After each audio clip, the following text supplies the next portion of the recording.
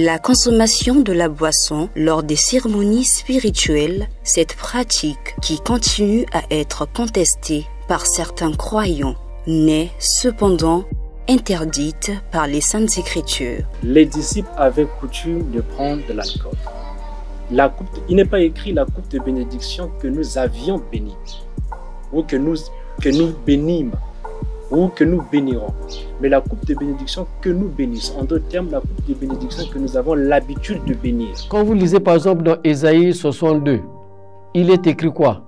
Ils vont récolter le vin, ils vont boire dans mes parvis, au sanctuaire.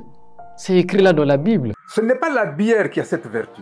C'est la vertu que donne le Créateur. À partir du moment où vous avez médité pour la prendre, elle devient biramessine, elle devient thérapeutique.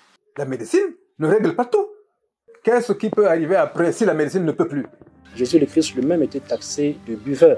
Mais le terme buveur, il faut le comprendre qu'il est synonyme d'ivrogne. Il est synonyme d'une personne accoutumée à être en ébriété. Nous sommes tous des ignorants. Tous. Mais nous n'ignorons pas tous la même chose. Il y a ce que je sais que tu ne connais pas. Il y a ce que tu sais que moi je ne connais pas. Mais si on se met ensemble, nous devenons complémentaires.